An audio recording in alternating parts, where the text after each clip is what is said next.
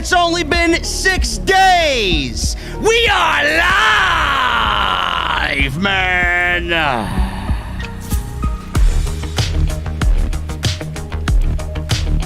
Becky Lynch is back, and I wish she'd go away already. Bianca Belair comes back after SummerSlam to address Becky Lynch, and she's all smiles, as if everything is okay. Who books this shit? Roman Reigns and Paul Heyman slightly playing up the story about Paul Heyman being paranoid about what Roman Reigns is thinking about the return of Brock Lesnar at SummerSlam. Major news on Daniel Bryan debuting at All Out. And WWE kills officially the black and gold of NXT. Ladies and gentlemen, we're going to go over SmackDown and AEW Rampage on the only show you need for your Friday night. This is Off the Script.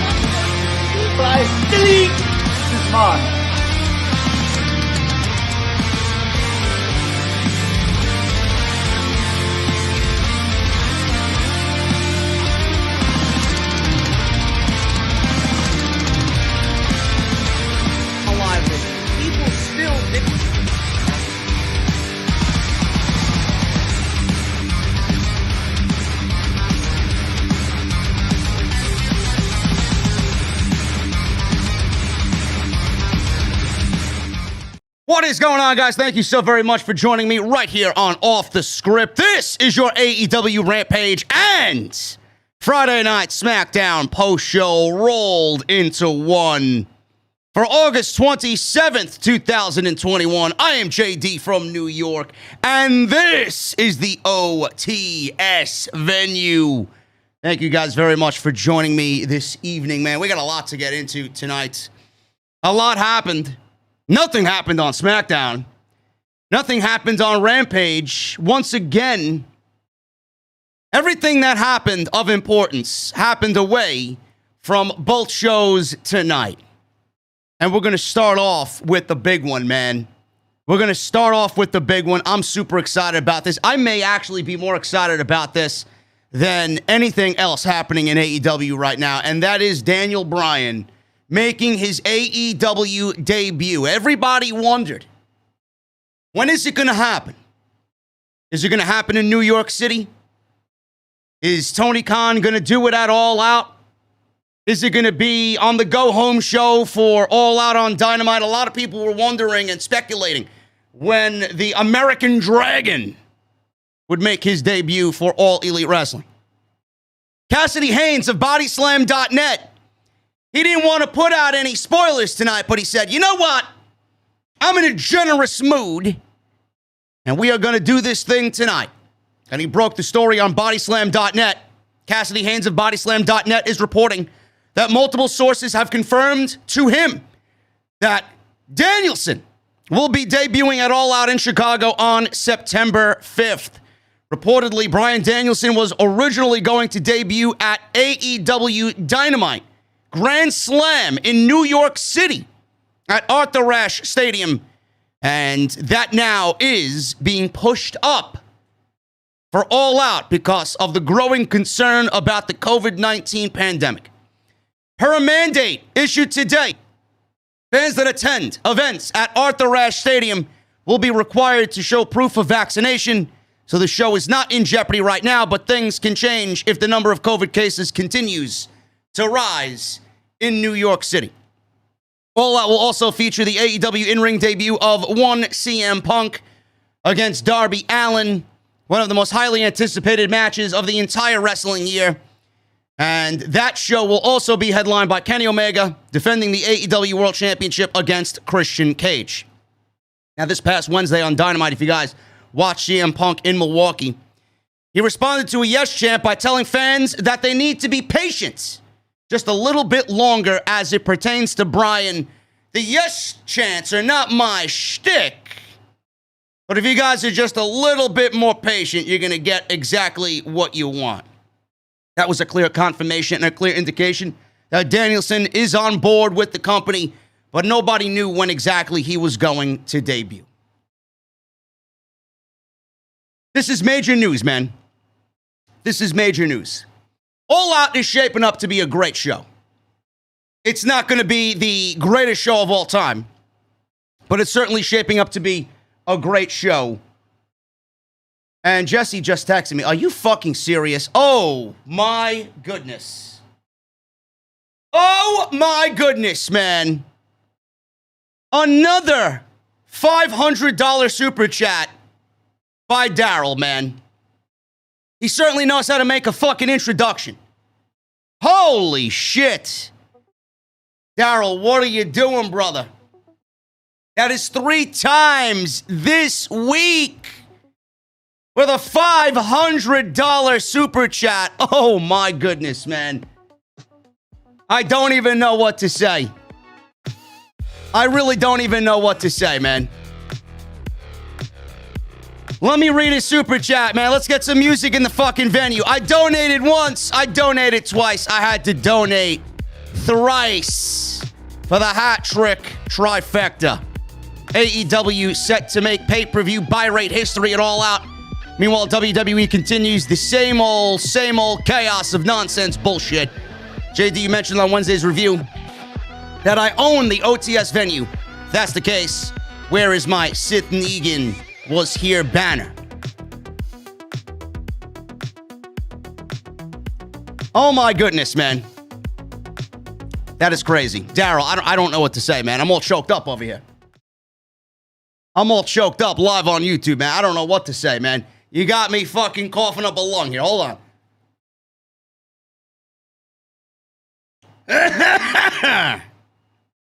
Oh my goodness, man.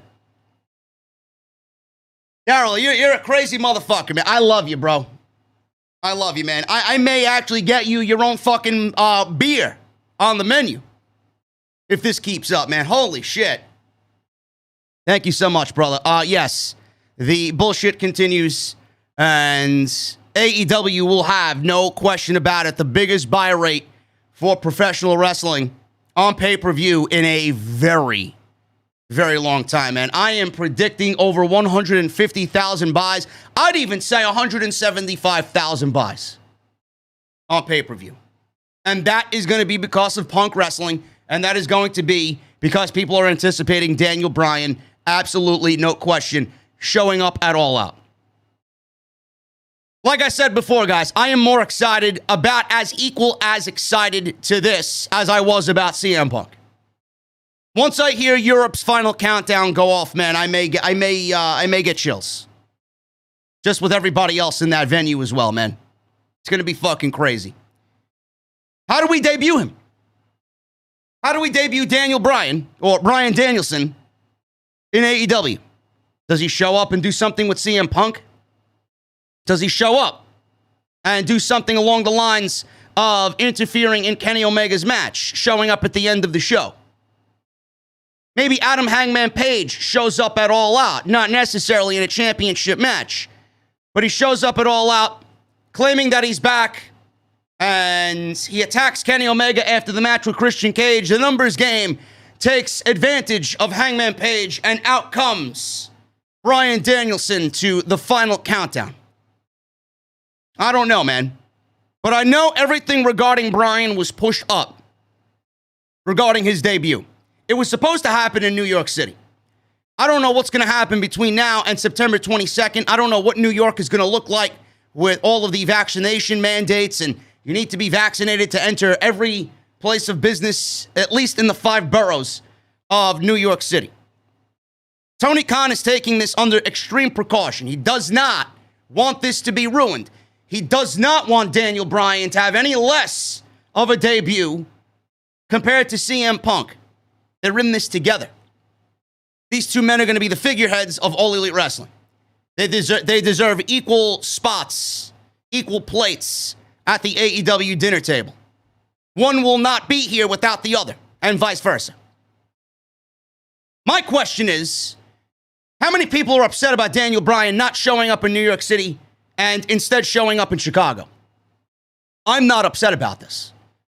I don't think anybody should be upset about this. You got to take one thing under consideration here, folks. If Bryan shows up in Chicago, there's no doubt in my mind that Tony Khan is going to have something big for AEW Dynamite Grand Slam in New York City.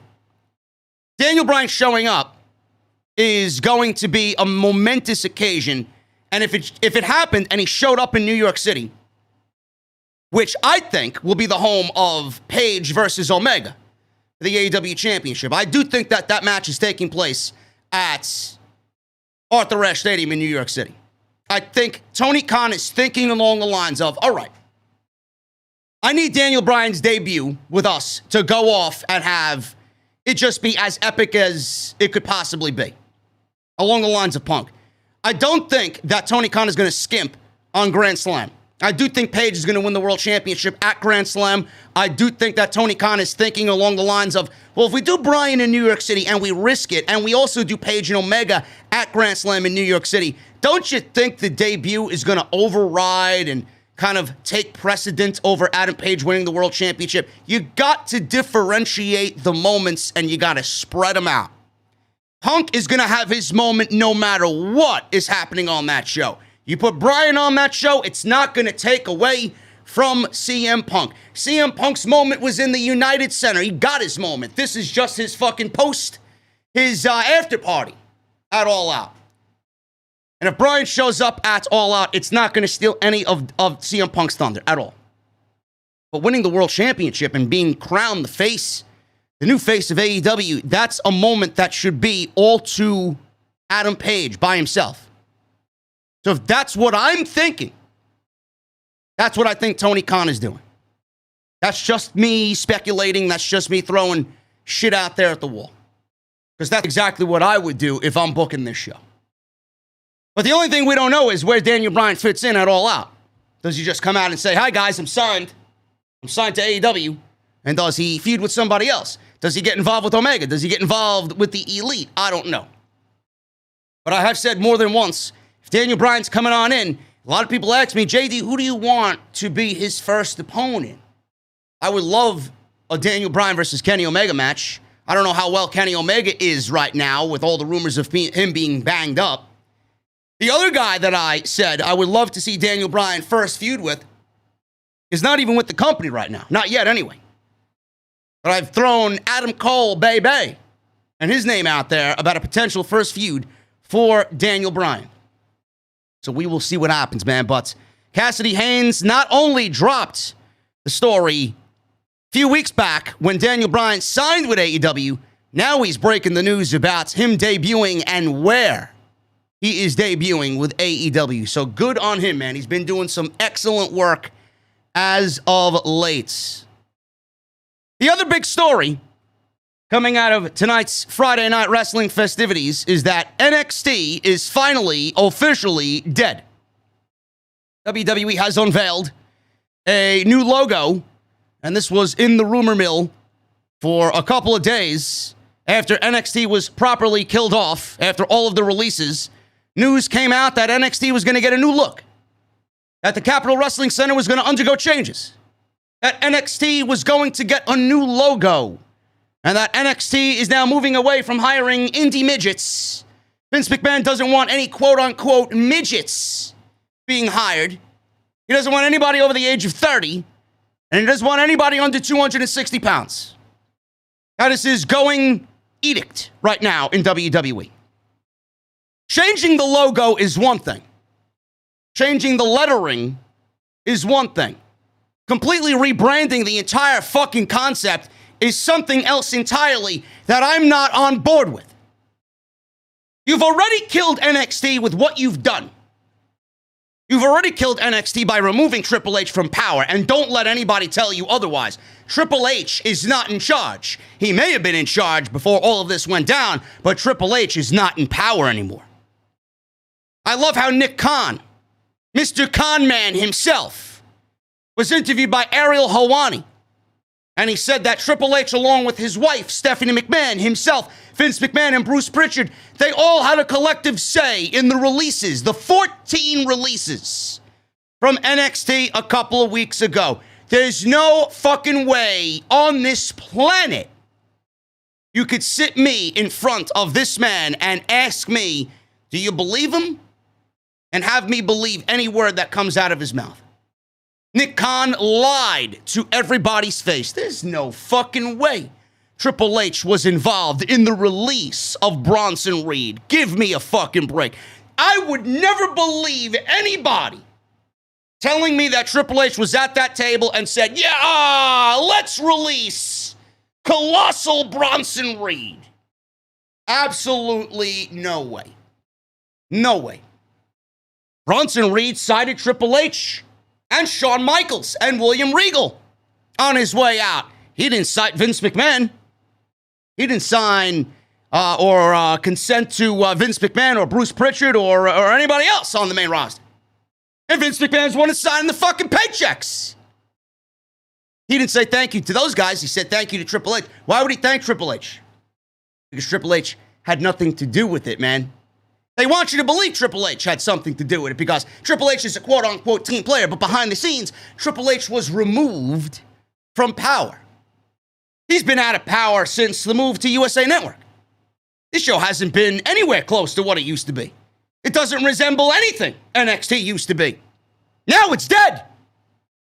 Now it's dead. I vividly remember Mauro Ranallo citing the black and gold brand, right? Every week. The fucking sweet, melodious tones of that man's voice, narrating that program that was the best wrestling program on the planet when he was there at the play-by-play position. Always so proud of the black and gold.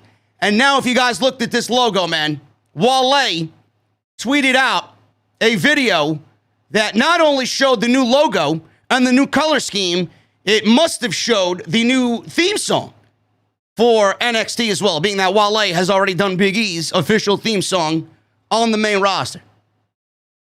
Complete revamp of the NXT brand, complete with a new look, new branding, new lighting, new overall presentation. These things are coming down the road. When that will be, we don't know. But they've taped at the Capitol Wrestling Center for the next 3 weeks. And starting in September is when I believe we will start to see, September 7th, to be exact, we will see a brand new NXT.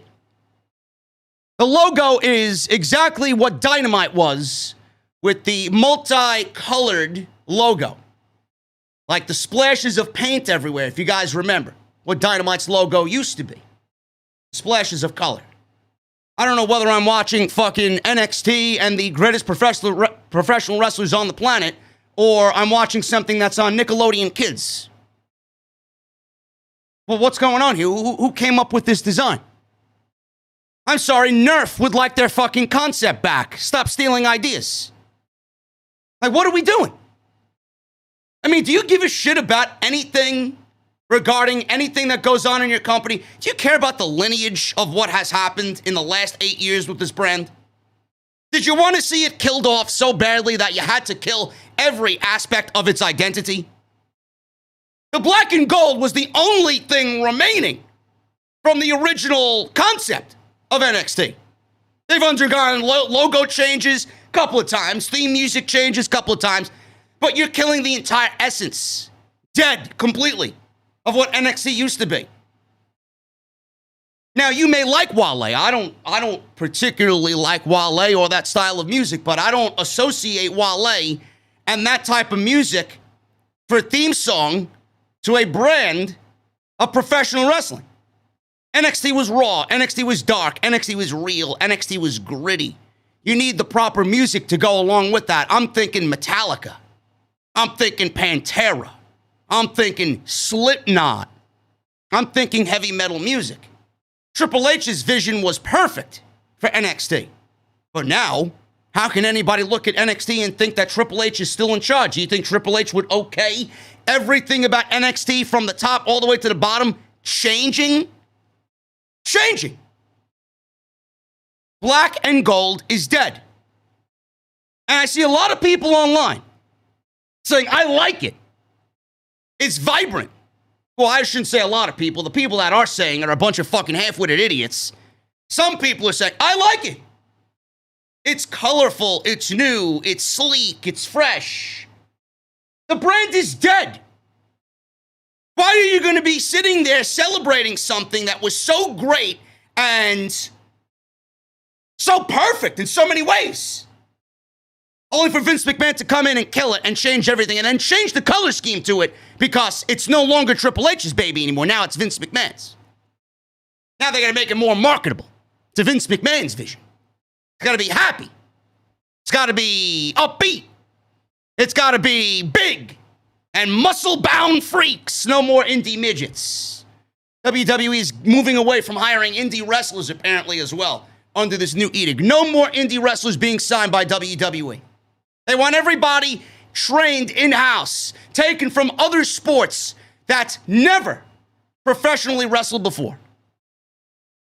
This is all being done strategically under Vince McMahon because this is his brand now. What you are watching in the next 2 weeks are the remnants of a dead brand. It is over. It is over. Triple H is not in charge anymore. They're not hiring any indie talent like Triple H had gone out and signed the greatest indie talent collected. Tommaso Ciampa, Johnny Gargano, Ricochet, Aleister Black, Andrade, Adam Cole, Kevin Owens, Sami Zayn, Shinsuke Nakamura. Everything that you remember is gone. How are you okay with this? You know, the reason why they don't want to sign any independent talent is, number one, Triple H is not in charge again. I'm going to reiterate that. I'm going to beat you over the head with it. Number two, Vince McMahon wants everybody to do exactly and work exactly how he wants them to work. If they have any indie stink on them, that means that they're not totally a product of WWE. And then when they make the main roster, Vince McMahon is not going to like them because they have that indie stink written all over them. Meaning that he either has to mold them and try to change them and mold them in his image and change certain things about them. And Vince McMahon doesn't want to be bothered with changing and teaching and molding and doing all this other shit. He wants what he wants, and he wants to take it and use it. He can't take what Triple H has done and use it because it's not to his liking. And another aspect about why they're not hiring indie talent, especially if I'm WWE, I know if I'm a business owner and I'm in this with WWE, why am I going to train indie talent and teach them the WWE way, lighting and entrance and theme and working the camera and working the shows and working TV and working our style, and then you learn all that, and then you take your ball and go somewhere else after we gave you the fucking resources and we spent money on you, teaching you and molding you to do what we want, only for you to take it and go somewhere else, like Adam Cole, who's now going to AEW. That's a lot of wasted resource there. WWE doesn't want to take all that they have, give to someone only for them to walk out. There's not a sense of loyalty there. They're going to take what they can and go somewhere else. Go fuck yourself. Meanwhile, under WWE's plan, under Vince McMahon's plan now, they're going to hire from track and field, they're going to hire from gymnastics, they're going to hire from Olympic wrestling and football, soccer, whatever else they want to go out there and do as far as scouting for talent. And when they get brought in, there's a sense of loyalty there. those individuals that are brought in, they're going to have a sense of WWE loyalty, being very thankful for WWE giving them the opportunity. They're the only thing that they know. WWE is the only thing that they know. So they would probably be less of a risk of walking out. Because when time comes and they're a big superstar and they have contracts to talk about, where are they going to go? They're going to go somewhere else? Do they have friends somewhere else? Or is all you know WWE and you're going to sign the dotted line because Vince McMahon manipulates you to? NXT is fucking dead. This was the nail in the fucking coffin. A lot of people are saying, JD, it's a logo change. Why are you so upset about a logo change? Because the last 8 years that you and I invested in this fucking brand is now a waste of fucking time. A waste of time. I don't like having my time wasted. I don't like investing in something and then having it be washed away because it's not to somebody's liking. There was nothing wrong with Triple H's vision of NXT. Nothing. The only problem is Vince McMahon and his vision. It's absolutely fucking pathetic. The logo did not need to be changed. But I guess in Vince McMahon's eyes, it needed to. That signifies the end. We thought the releases signified the end. Nope. This now signifies the end of NXT. It's awful. Absolutely awful. Other than that, I have SmackDown to go over. I got Rampage to go over. And I thank you guys for joining me. Those were the big stories tonight coming out of pro wrestling. And I'm going to talk a lot more pro wrestling, not only tonight, but tomorrow, man. We are going to talk about Becky Lynch, Brock Lesnar, Adam Cole, and everything in between tomorrow on Off the Script, man. Episode 388 is going live at 5 p.m. I got it early, so everybody that's a VIP in the venue, everybody that's a channel member in the venue, you might get it early. Because after this, all I have to do is make a thumbnail, and you guys will have Off the Script early for your viewing pleasure, man. I appreciate you guys very, very much. It's nice when I get things done early and on time. I was on fire today, man. Sat here. Podcast is about 2 hours. I sat here for about 2 hours and 45 minutes. Boom, boom, boom. 2 takes, done. Done. I love it. So you guys are going to get that early. That's tomorrow for everybody in general at 5 p.m. on the channel. Make sure you guys follow me on social media at JD from NY206. That's Twitter and Instagram. We are now a check mark on Twitter. We are now verified on Twitter, man. It is a very good feeling. I got to admit. It's a good feeling because, A, I worked my fucking ass off to get verified, number one. Don't let anybody tell you that YouTube is not a real job. Don't let anybody ever shit on your passion, man. This is my passion. But the one reason why I like it is because in a certain segment of the Twitter dumpster fire, that is the dark side of Twitter, people are shitting on me because I got verified and some of their favorite content creators are not verified, or their favorite artists are not verified, or whatever the case may be. How can Twitter verify me? People were claiming that I bought myself a verification. People are claiming that I buy subs. It's ridiculous, man. The things that I hear on a daily basis is ridiculous. It is absolutely ridiculous, man. I get everything that I do through hard work. And I appreciate you guys for being on this journey with me, because without you, absolutely none of this happens. None of this happens.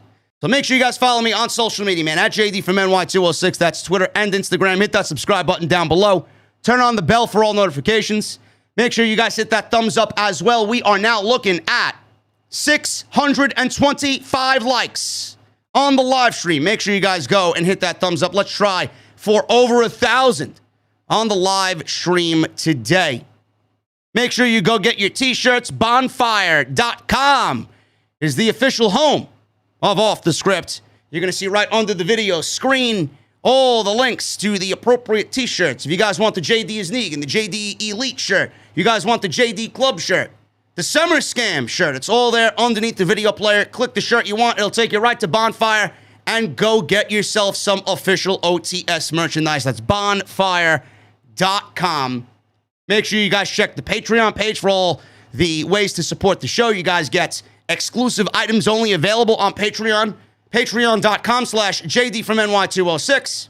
And tonight's show is sponsored by my great friends over at Dr. Squatch. DrSquatch.com.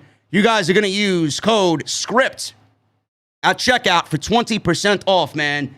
I want you guys to feel like a man. The women could use it too.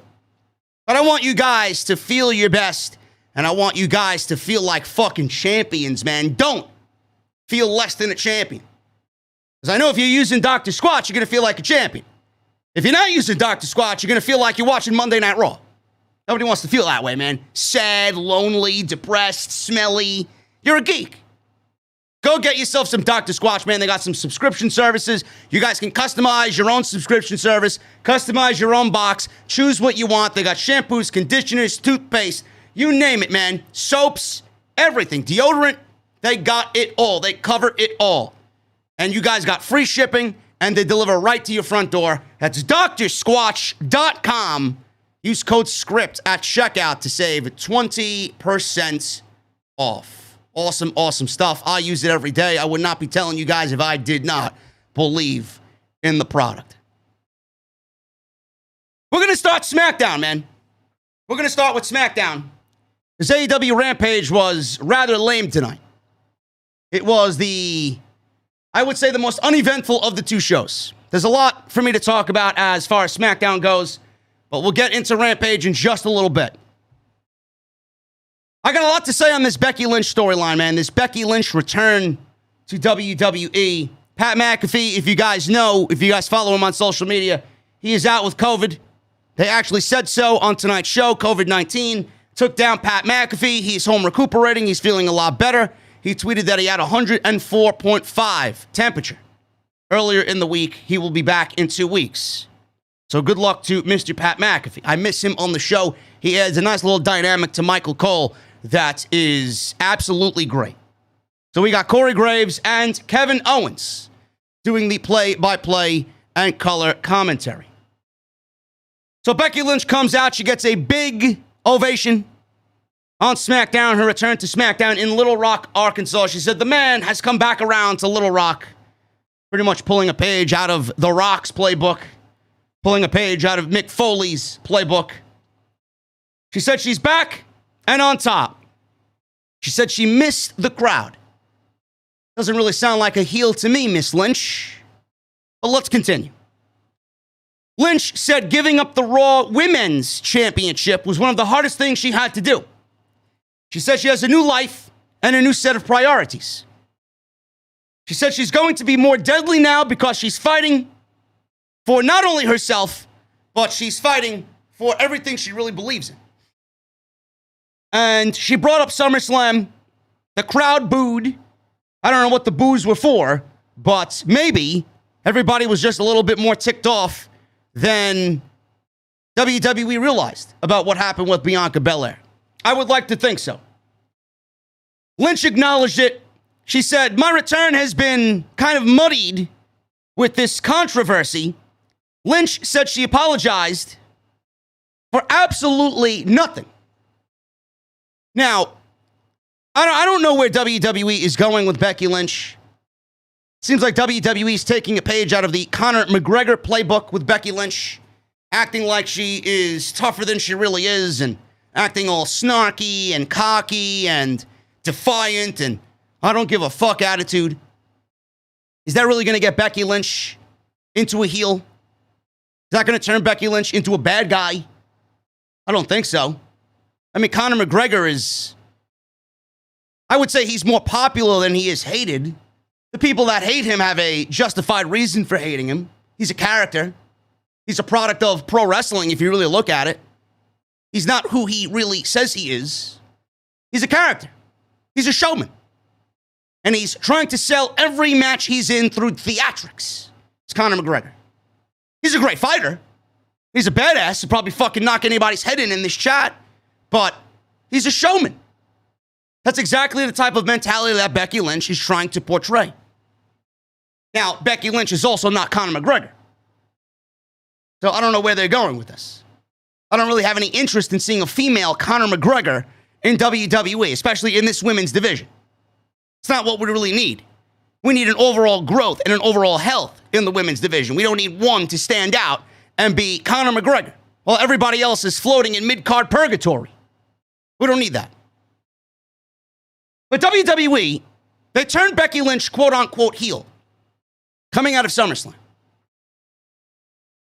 I don't know if WWE thinks that we're stupid or if they just don't give a shit, but there's no reason for Becky Lynch to turn heel. There's no reason for Becky Lynch to turn heel. Anybody that's in agreement here that Becky Lynch is going to do it, she's going to make you a believer in what she's doing here, she's going to get Bianca moreover. How is she going to get Bianca moreover when Bianca was on her way to being over by herself? By main eventing WrestleMania with Sasha Banks. By winning the Royal Rumble.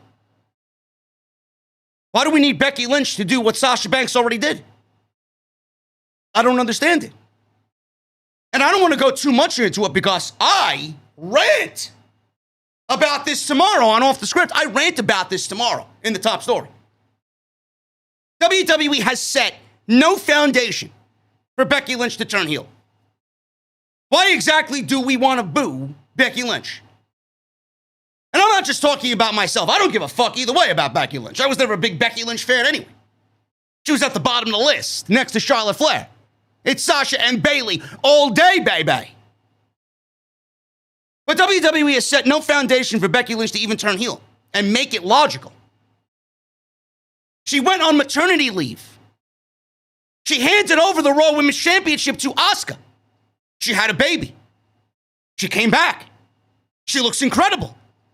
People are going to relate to Becky Lynch. They don't want to dislike Becky Lynch because Becky Lynch in the last 12 months has done things that normal people can't do. She had a baby. She trained to come back and looks as if she was never, ever pregnant. She looks amazing. And she's back in the ring ready to compete at a high level. Why would anybody not look at that as a great story? I don't understand this logic. It's not like Hulk Hogan going to WCW and then joining the NWO and aligning with Hall and Nash. Hogan had a reason to do it. It's not like Bret the Hitman Hart when he turned his back on America. Do you know what happened with Bret the Hitman Hart that led him to turning heel and turning his back on America? And being Canada's favorite son? Do you realize what Bret had to go through to get to that breaking point? The foundation was set. The foundation was set for those men. Becky Lynch, all she did was go away for 12 months, have a kid, come back, and is the most popular babyface in the entirety of WWE. Why would anybody in WWE think that people, the general public, are going to boo and look down upon Becky Lynch? She can say she's not apologizing to anybody. That's not going to be enough for people to boo Becky Lynch. All you did was absolutely destroy any credibility that Bianca Belair had. WWE took all of your time and wasted it. They cooked Bianca Belair to a point where she main evented WrestleMania. Sasha Banks put her over. SmackDown Women's Champion. And then when Bianca Belair was just about to take off, Bianca Belair was ruined. WWE took that dinner plate away from you and said, nope, no more dinner for you. It's all over. Right in the trash it goes. They took all of your time and wasted it. 26 seconds. Sasha Banks and everything she did, ruined. WrestleMania's main event, ruined. Royal Rumble win for Bianca Belair, ruined. And yet there are geeks out there that are claiming that this is going to get Bianca more over. How so? How so? She was already over. She main evented WrestleMania. The only WrestleMania main event headlined by two black women. The only WrestleMania main event that was a singles women's match. Why do we need Becky Lynch to do what Sasha Banks already did? That's what they gave to Sasha Banks. I'm sorry, this doesn't make any sense to me. This doesn't make any sense at all. And with WWE's plan, reportedly, Becky Lynch, this was her idea to turn heel. This was Becky Lynch's idea to turn heel, huh? I find that very difficult to believe. If that's the case, I hate Becky Lynch even more so. If that's the case, Becky Lynch is no better than Bill Goldberg. Because if Becky Lynch's idea to Vince McMahon, and she went to Vince McMahon and said, you know, Vince, I want to go heel. I want to go heel. Then where was Bianca Belair in all of this to Becky Lynch? If Becky Lynch had it so easy and it was so fluid for her to go to Vince McMahon and say, you know what, Vince, I want to go heel. Where was Becky Lynch in regards to Bianca Belair? If she asked for that, then why didn't she say, you know what, Vince, this doesn't make sense. I don't think we should be doing this to Bianca Belair. I don't think I should come back and do Bianca Belair dirty like that. Credibility lost. Becky Lynch is no better than Bill Goldberg. That woman can commit murder backstage and nobody will fucking bat an eyelash. She could do whatever she wants. She can say whatever she wants. She's the biggest babyface in the entire company. She had enough fucking balls to ask Vince McMahon to turn heel and got it accepted, right? So where were you to say, Vince McMahon, I don't think I want to beat Bianca Belair tonight. Let's save the match and have a story behind it so then maybe we could get Bianca over in the process. Becky Lynch showed everybody that she's a greedy bitch. That's all she did. She's back for what? She's back to make the women's division better? She's back to bring prestige to the SmackDown Women's Championship? She's back to build the future of the women's division with Bianca Belair and Toni Storm, who's still missing after 7 weeks? Right? No, she's only back for herself. She's back to get the championship back that she never lost, which is the Raw title. The title that she gave up. The SmackDown title is not the title that she gave to Asuka. The SmackDown title is the one that she took away from Bianca Belair as Bianca was buried in Las Vegas. None of it makes sense. She doesn't even have that to go back on. Because she's back and she took the title that she had no business taking. The title that you gave up is around Charlotte Flair's waist. Why aren't you on Raw? If you agree with anything that happened with Becky Lynch at SummerSlam, you are a fucking problem to why this show constantly fucking sucks every single week. Every week. I would never do that to any of my champions. Why do we need champions to go down in a fucking blaze of glory like Bianca Belair? Or blaze of failure, I should say. There's nothing glorious about this. It's a glorious failure. Why do we need champions to go down in a blaze of failure like Bianca Belair? Would you ever see Roman Reigns lose in 26 seconds? Would you ever see Kenny Omega lose in 26 seconds? Would you ever see Tony Khan book any of his champions to lose in 26 seconds? Would Jungle Boy, MJF, Sammy Guevara, Darby Allin, do you see Tony Khan ever burying them in 26 seconds? Becky Lynch is as bad as Bill Goldberg. That's actually it. That's it. Jesse texted me. What does he say? That's actually a great point about Becky having enough pull to get Vince to turn his top babyface, but not bury Bianca. When I read that story about Becky asking to turn heel personally, where was she to open her mouth in regards to Bianca Belair? Becky Lynch is no better than Bill Goldberg. I do not respect Becky Lynch anymore. Good luck on turning her heel, Vince. When was the last time you turned Becky Lynch heel? Or tried to at least? Charlotte Flair, SummerSlam, remember that? Epic failure. WWE also tried to turn Stone Cold Steve Austin heel. How did that work out? Didn't work out too well. They should be fucking ashamed of themselves, man. Absolutely fucking ashamed of themselves. Controversy. She apologized for nothing. Lynch said timing is everything, and if people don't know that they haven't watched her long enough, Bianca Belair made her entrance, and this is the other part that pissed me off royally. Bianca Belair comes out, interrupts Becky Lynch. She comes out, and Bianca Belair is fucking skipping to the ring. Bianca Belair is smiling while skipping to the ring. Bianca Belair is twirling her braid while skipping and smiling to the fucking ring. Who books this hideous fucking garbage? Bianca Belair is a fucking loser because of the way she's been booked in the last 6 days.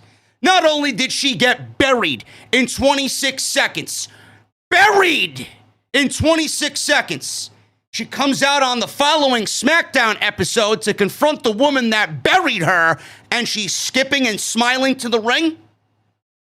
If you expected anybody to take Bianca Belair serious after SummerSlam, you fucking killed that dead as soon as her music hit tonight on SmackDown. Why are you smiling on your way to the ring? Bianca Belair should have not skipped, smiled, or twirled her hair on her way to the ring. She should have walked out to the ring. She should have been pissed the fuck off. Bianca Belair should have been out for blood tonight. Where's the badass Bianca Belair that we know dwells in that body? Where's that badass Bianca Belair that we know dwells in that heart? Did anybody in WWE think that this was fucking stupid? You know, when I watch a show, I want to know that there's a sense of realism to what I'm watching. I want there to be a sense of relatability to what I'm watching. Why do you think Daniel Bryan is one of the most beloved superstars of all time? Why do you think Edge and his return to WWE is so beloved and respected? Why? Because there's a sense of relatability to both of those men. Look at what they've been through. Look at what they've done to battle back and be the very best at their craft. Bianca Belair smiling and skipping and twirling hair to the ring, that's not a sense of relatability. Anybody in that normal situation, anybody in that situation, a normal human being in that situation, they would be out for blood. As far as I'm concerned, WWE made Bianca Belair look like a fucking schmuck. And don't tell me that I'm wrong. This is why nobody takes anybody seriously. This is why nobody is going to look at Bianca Belair as a credible threat. That woman should have not elicited one fucking smile tonight. Not one. I needed to see the EST. You needed to see the fucking EST tonight. And WWE gave you the opposite of everything that Bianca Belair claims to be. Again, the people running this show and the people writing this show, they're fucking trash at what they do. Trash! She comes out skipping. Comes out smiling. Belair said she isn't okay with what happened at SummerSlam. Yeah, no shit. No shit, you're not okay. Show it. I'm more upset than Bianca Belair was. Belair challenged Lynch to a match tonight for the SmackDown Women's Championship. Good luck. Zelina Vega's music hit. She made her way down to the ring. Why? I don't know. Vega said Belair is crying for a rematch. What exactly are you doing out there, Miss Vega? Crying for another rematch at the SmackDown Women's Championship that you will inevitably lose. Zelina Vega will not win one match under this current contract she is doing with WWE. She won't win one fucking match. If she wins a match, I'll be shocked. I'll be shocked. That woman is getting exactly what she deserves. Exactly what she deserves. A big fat L every single week on her record. Vega said Belair shouldn't embarrass herself again. Vega said Belair should fall back and Lynch should give Vega a title shot. I love how WWE sends Zelina Vega out there to ask for a championship match. How many matches have you won exactly? How many? How many? Donut. How many losses do you have? 13, 14, 15? I lost count. It's getting to a fucking point where the guy that hits the fucking music on the PA system, he's probably looking at Zelina Vega and he's even questioning, Why am I hitting your fucking music? Have you even won a goddamn fucking match on this show? Where is Toni Storm? That's what I want to know. Should we put Toni Storm on the back of a fucking milk carton? Bruce, where is Toni Storm? Why isn't this woman, who is another part of the future of your women's division that you called up from NXT, why isn't she on the show? Is she not blonde enough? Is it because she has, where's she from? Is she from New Zealand? Does she got that Aussie accent? What is it? Is her ass not big enough? Or maybe it's her chest. Which is it? Toni Storm is an acclaimed professional wrestler. There's no reason why this woman is not in this segment or on this show, but Zelina Vega and fucking Carmella are on this show. Where is she? She may get cut. She may get released. Oh, but WWS plans. Be patient. Be patient. How do you debut this woman with video fucking vignettes? Give her a match against the woman who's in the ring asking for a title shot, who she beat. And then she disappears for fucking 6 weeks. Unbelievable. Speaking of Carmella, her music hits. She makes her way down to the ring. Carmella said she should be facing Lynch. Carmella said she didn't have time to prepare to face Bianca Belair at SummerSlam. Liv Morgan comes out. She made her entrance. Morgan says she doesn't understand why Carmella and Vega are in the title picture when all they do is lose. Liv is the one speaking sense here. Apparently more sense than Bruce Pritchard. But here we are. Morgan said Lynch should consider her for a title shot. Carmella made a joke about Morgan sitting in catering. It's exactly where Vega is. She knows the good deal about catering. Belair said they're all kidding themselves. Belair asked for a match against Becky again. And Becky Lynch said no. She walked away, dropped the mic, and turned her back on all 4 women. You think this is going to get Becky to be a heel? I'm sorry. It's not like Becky Lynch is turning her back on America. It's not like Becky Lynch is joining the fucking NWO and having a group of women overtake WWE like Hogan, Hall, and Nash did. Why are we booing this woman again? Oh, that's right, because she buried a baby face in 26 seconds that we all love, right? Give me a break. Fans are dumb enough to think that that's the cool thing to do. And they won't understand the ramifications of what happened to Bianca Belair because the WWE fans are conditioned to be fucking stupid. So we got a fatal 4-way elimination match.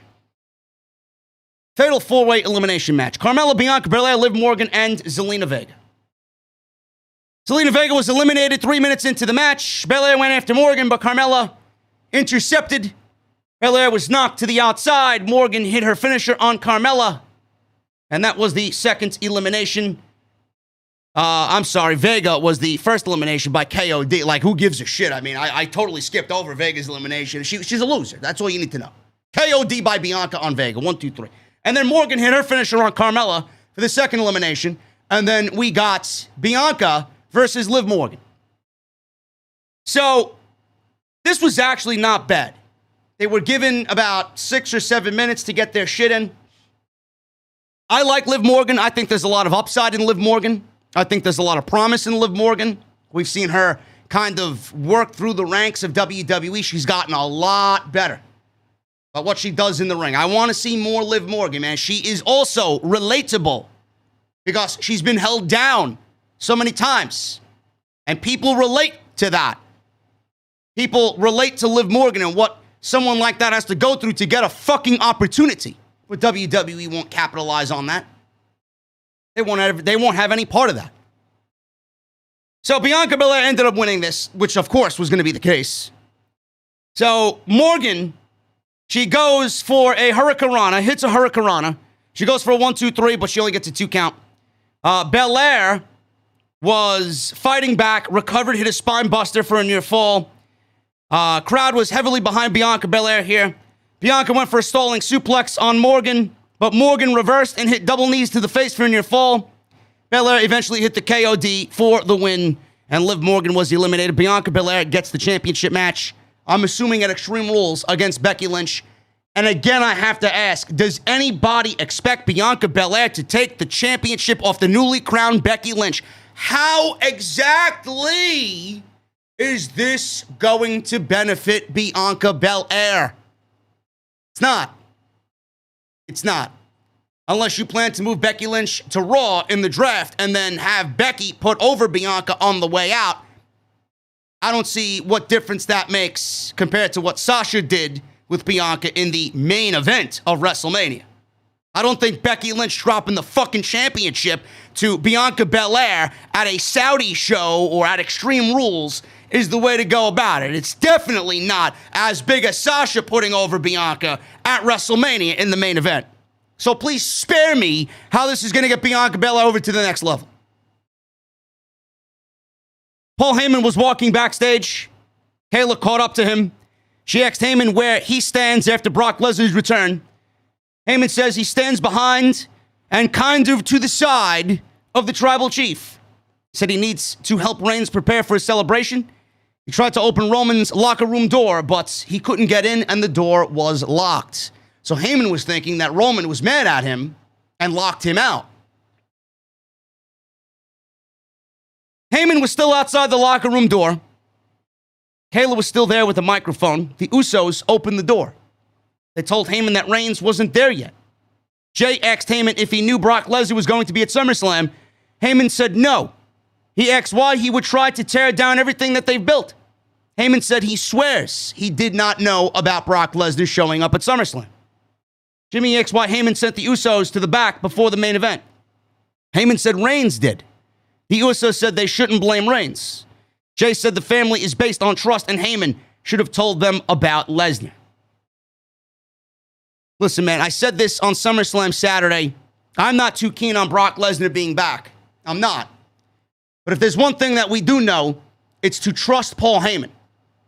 No matter if this match is rushed or not with Roman Reigns. And all the rumors about Brock Lesnar and Roman Reigns happening at WrestleMania in 2023. I mean, WWE doesn't even know what the fuck they're doing for Monday Night Raw, never mind fucking 2 years from now. So I don't know who believed WWE had long-term plans for Brock Lesnar at WrestleMania in 2023. The money match with WWE is with Dwayne, The Rock, Johnson, and Roman Reigns. That match needs to happen first because Brock Lesnar, you can have Brock Lesnar whenever you want. Brock Lesnar's not doing UFC, he's not doing MMA, he's not filming movies. You get Dwayne or you don't get Dwayne. You don't get Dwayne halfway. You get Dwayne now or you don't get Dwayne at all. And you don't want Dwayne 2 years from now when he's 2 years older because we don't know how he operates in this ring. If you got the Rock match planned and ready to go for next year, you better fucking do it next year. Paul Heyman, Roman Reigns, and Brock Lesnar, that could wait. That could wait. Or, in this case, it could happen first. Because the only priority here for Brock Lesnar is to put Roman Reigns over. That's what he's back to do. Brock Lesnar is a fucking god. Him losing it to Roman Reigns is not going to do anything to deflect about Brock Lesnar and him being down or a loser or not good enough. Everyone has fallen to Roman Reigns. And Brock Lesnar should absolutely be on that list of names that have fallen to Roman Reigns. Whatever he does after that, I don't know. Maybe they move him to Monday Night Raw. Maybe we do end up getting that Bobby Lashley match. Maybe we get Brock Lesnar versus Keith Lee. Maybe we get Brock Lesnar versus Matt Riddle. I don't know who else is in WWE that I want to see against Brock Lesnar. Apparently, he signed a year and a half contract. He's got 13 matches planned. I don't know where this rumor came from or this news article came from, but that's what I heard. Don't know if it's true or not. Don't know who reported it. But we're getting Brock and Roman at Saudi, at Crown Jewel. And then we're going to do Balor at Extreme Rules. And then we're doing Roman and The Rock at WrestleMania. So we're going to get Balor, we're going to get Brock, we're going to get Seth, we're probably going to get another match with Edge.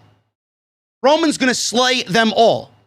And then when he gets to The Rock is going to fall. And at that point, Roman Reigns is built up enough to a point where you have a similar-like essence to The Undertaker and him being undefeated at WrestleMania. Whoever beats Roman after all that he has done to all the biggest names that are still viable in this sport to WWE, whoever beats Roman will be now looked at as a fucking king amongst kings. Who that is, I don't know. WWE has some work to do.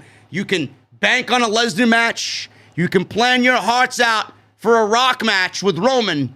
But what you really need to do, the most important thing you need to do, is start billing somebody next after Roman as the new face of the company. Who is that? Who are you going to anoint? That's what I would be thinking about. Right now, WWE doesn't have that. Who is it? I don't know. WWE's got some fucking soul searching to do, man. Because I don't see it. He may not even be in the WWE right now. We're going to have to wait and see. It's going to be very interesting. But never go into a SmackDown show or a Roman Reigns storyline questioning Paul Heyman. Never. That man has earned so much of the fans' trust that he could do no wrong. No wrong at all. Chad Gable versus Cesaro. Cesaro wins in 3 minutes. Cesaro went for the swing. Otis came in, hit Cesaro, and got the disqualification. You know, under normal circumstances, I'd love to see Chad Gable and Cesaro go for 20 minutes. But WWE isn't pro wrestling. WWE is sports entertainment. On what show do you think it's right to give Chad Gable and Cesaro in a one-on-one match 3 fucking minutes that ends in a DQ? Where is this going? This was thrown on the show for the sake of being thrown on the show.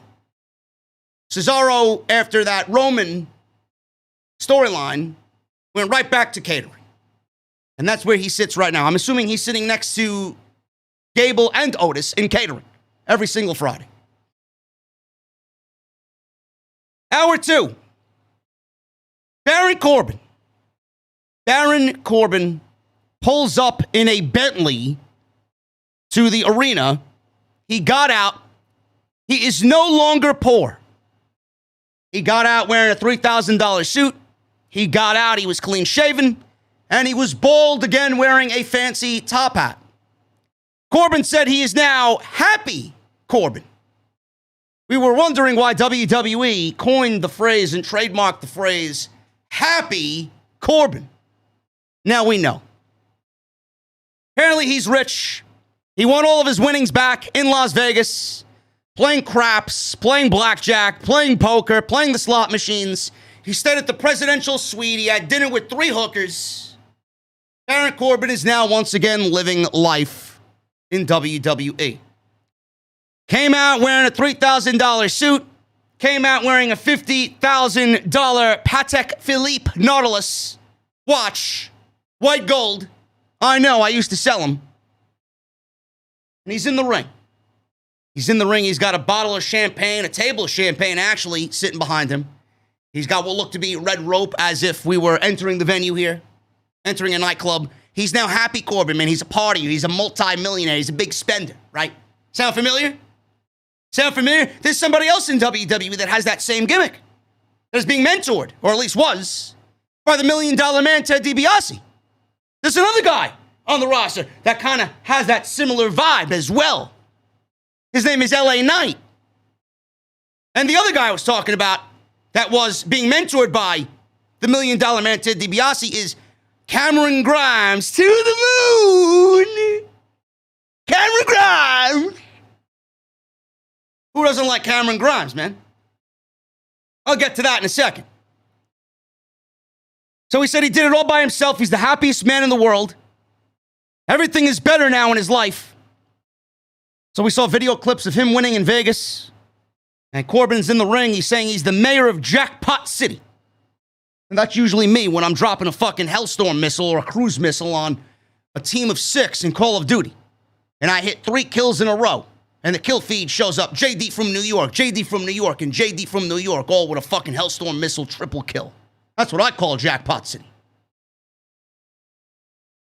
So he was listing his watch and his car and his clothes. He said his wife welcomed him back with Wagyu beef. I mean, who doesn't like Wagyu beef?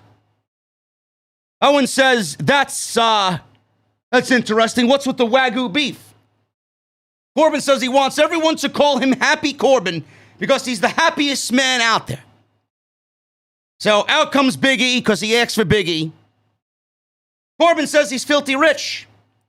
He appreciated Big E coming out, though. Big E says he's glad Corbin doesn't smell anymore. Corbin asked Big E if he could buy the Money in the Bank briefcase.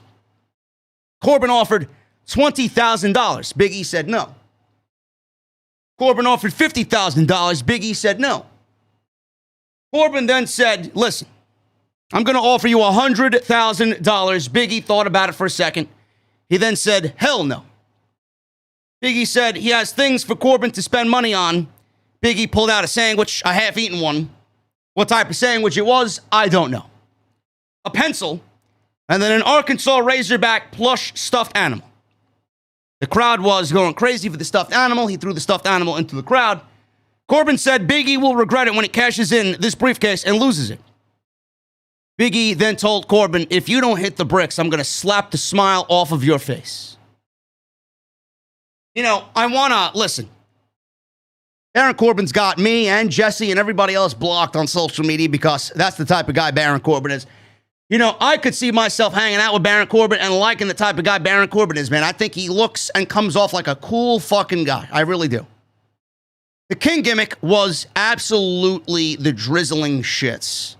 Everything they did with Baron Corbin just did not resonate with the audience, man. This is what happened when you prolong a fucking gimmick for 2 years and you don't change in the 2 years. There was no evolution of Baron Corbin. There should be a King of the Ring tournament every fucking year for that crown. And WWE did not do Baron Corbin any justice. I want to say I'm growing into liking this Baron Corbin gimmick. I want to say it. I think the Happy Corbin gimmick is a lot better than the King gimmick. I want to say he plays it well. I want to say I believe Corbin in this gimmick better than any type of King gimmick because this is who I think Baron Corbin really is. He loves sports cars. He loves money. He loves his fucking watch collection. He loves Wagyu beef because he loves to barbecue. He's a big steak connoisseur. This is Baron Corbin. But my thing is, does it have an end game? What's the end game? What is the end game for this story? Is he going to feud over the Money in the Bank briefcase? Is he going to feud with Big E? That's not really an end game. Because that's Big E's championship when that time comes. Baron Corbin has nothing to do with that. But my bigger question is, does anybody in WWE realize that this gimmick is pretty much exactly what Cameron Grimes is doing in NXT? Does anybody on the main roster realize that this is exactly what Cameron Grimes is doing? Now, I understand WWE, Vince McMahon, Bruce Pritchard, and everybody on Vince McMahon's fucking clown circus parade. They don't know what happens in NXT. Now they're going to know because they are actively changing everything about the brand, and they are going to be hands-on with the brand. They may or may not know who Cameron Grimes is. But I don't know how anybody in this company doesn't realize that the gimmick that you have Baron Corbin doing right now is the same fucking gimmick that Cameron Grimes is doing on NXT. And mind you, a lot more entertaining. Cameron Grimes owns that gimmick. He's the most entertaining aspect of that entire show every single week, now that Adam Cole is not there. So why are we going and stealing gimmicks only to apply it to Baron Corbin, who's doing it half-assed, compared to Cameron Grimes? Does this mean Cameron Grimes is getting released? Does he fall into the midget category? That you've just blatantly lifted his gimmick and given it to Corbin? What happens when Cameron Grimes, if Cameron Grimes makes it to the main roster? Is everything that we're investing our time into Cameron Grimes going to be wasted? You mean to tell me that I've invested into Cameron Grimes for months, years, to watch the evolution of Grimes grow on NXT to where he is right now, only for him to go to the main roster and have everything that he's done not be there anymore? I don't understand how you allow that to happen. Does he get released? Does he go to the main roster? If he goes to the main roster, what happens? If you guys watch NXT on Tuesday, it looks like Ted DiBiase has officially once again retired the $1 million belt. He handed Cameron Grimes a toy $1 million belt and sped off in a limousine. My question is, does WWE take the $1 million man and have Baron Corbin play that role of the new $1 million champion? Did somebody on the main roster look at what $1 million man Ted DiBiase was doing with Cameron Grimes and said, you know what, we're going to do that with Corbin. Fuck Cameron Grimes. This is where I have a problem. The right hand doesn't know what the left hand is doing. You can't blatantly do that. I feel bad for Cameron Grimes because this isn't going to end well for him. It's not. I want to like the Corbin gimmick, but all of these things really affect me liking it the way that I should. No end game. Cameron Grimes. It's not original. The storyline isn't even original. Didn't WCW do a storyline with Diamond Dallas Page hitting rock bottom and then all of a sudden he finds his way through some fucking confidant? Now, I'm not a big WCW guy, but I vividly remember DDP hitting rock bottom and then finding his way back to the top. They're doing the same thing with Baron Corbin, so it's not like this is an original storyline to begin with. WWE is fucking pathetic, man. They are fucking pathetic. We got an Edge and Seth Rollins video package from SummerSlam. Edge was in the back earlier today. Cut a promo about beating Seth Rollins. Said he had to go back to a dark place, and it affected him greatly. But he did it. He said the albatross that is Rollins is over, and he's moving on to bigger and better things, and that is the Universal Championship. Rollins was in the back. He came back with a rebuttal. Rollins said congratulations to Edge. Says he's had a week to think about everything that happened. He said people are calling it match of the year. No, they're not. I don't know where he heard that, but it's certainly not match of the year. Bro, match of the year. It wasn't even match of the weekend. The fuck are you talking about? Match of the year. I don't know. Does Walter and Dragunov ring a bell? Match of the year. Man, Seth Rollins is one funny fucking guy, man. Give me a break. Match of the year. You fucking kidding me? Says if he wants to fight his way back to the Universal Championship, he should be more like Edge. He thanked him again. It sounds like to me that Rollins is acting sarcastic, and we are not through with Rollins and Edge. Rick Boogs played Nakamura to the ring. Nakamura and Rick Boogs versus Dolph Ziggler and Bobby Roode. Nakamura and Rick Boogs win in 9 minutes. Boogs rolled up Ziggler for a near fall. Boogs reversed a famouser into a pump handle slam, and once again, wasn't this the same match and the same outcome last week? But yet I have geeks crying to me on Twitter about the Lucha Brothers and the Young Bucks once again wrestling for the AEW Tag Team Championships. We just seen this tag team match last week and this week with the same fucking ending as we did last week.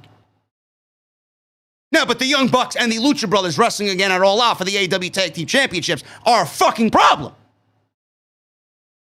And by the way, I'll get to that in a little bit. By the way, if you guys can recall the last time the Lucha Brothers, and I mean Penta and Phoenix, wrestling Matt and Nick Jackson for the AEW Tag Team Championships, I would love for you to tell me when exactly that happened.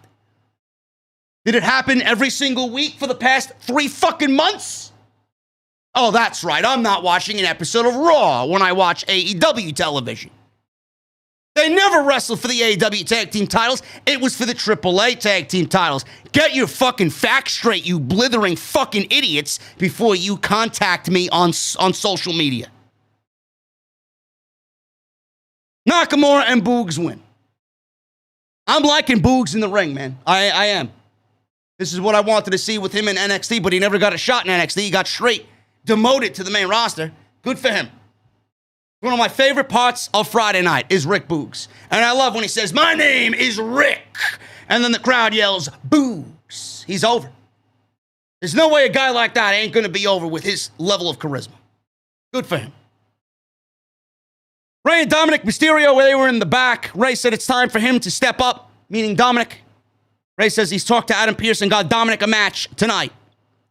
Thanks, Rey, for something we never asked for. So, Dominic got a match against Sami Zayn. Sami Zayn wins in about 8 minutes. Dominic looked like he was going to win the match. Zayn was leaning on Dominic on the ropes, yelling at Rey, choking him out. Dominic got a small package for a near fall. Zayn clotheslined him to get control back of the match. Zayn hit some elbows. Dominic recovered for a little bit. Zayn took him back down. Dominic reversed some Sami Zayn offense. Hit a 619. Dominic went to the top rope. Zayn rolled to the opposite side of the ring after he seen the ending coming. Dominic followed. Zayn recovered and hit an exploder suplex in the corner, followed by the Helluva kick. And Sami Zayn wins in about 8 minutes. After the match, Zayn taunted Dominic. Rey tried to get into the ring and console Dominic, but Dominic pushed him away. Dominic pushed him away. You know, I'm going to throw this out there at you, man. How would it look? How would it look? Because I all know a lot of people are thinking the same way. Dominic is going to be the one to turn heel. Dominic is going to be the one to turn heel. How much of an impact would it be for Dominic to turn heel? Is anybody going to care? I don't think so. I don't think anybody's going to give a shit about a Dominic fucking Mysterio heel turn. My question is, if you want to maximize people's care in this storyline, Dominic cannot turn heel. I want to see Rey Mysterio turn heel. I want to see Rey Mysterio turn heel and beat the shit out of his son because he's being defiant to his father. I want Rey to turn heel. And I want Dominic versus Rey, heel Rey versus babyface Dominic. That would throw people for a nice little loop. That would be a nice little twist to the storyline. Dominic as a babyface would be much better than him going heel. Nobody is going to give a shit about a heel Dominic Mysterio. Nobody. That's what I want to see happen. We'll see what happens there. Reigns, Usos, and Heyman. They were in the ring. Family celebration time. So Heyman took the microphone. He told the crowd that the tribal chief has granted them permission to acknowledge Roman Reigns. Heyman says you have the unique opportunity to acknowledge the Usos as well. Crowd chanted for the Usos. Reigns told Heyman to say something else. We didn't understand what he was saying, but Heyman said, this is the moment that we all get to celebrate that we have seen enough of John, thanks to the beating Cena got at SummerSlam from Reigns. All of a sudden, Finn Balor walks out. Finn Balor gets into the ring. Balor says Reigns knows that Balor got screwed out of his match at SummerSlam by John Cena. I'll deal with Cena when I can, when the time calls for it. Balor said Edge is now talking about a title opportunity. Brock Lesnar is back. Balor said he was going to challenge Reigns at the Extreme Rules pay-per-view for the WWE Universal title, but since he doesn't want to wait in line, he's challenging Reigns next week for the Universal Championship on SmackDown. Balor attacks Reigns after Reigns doesn't give him an answer. Usos took him down. The Street Profits made their entrance and took out the Usos. Balor took down Jimmy.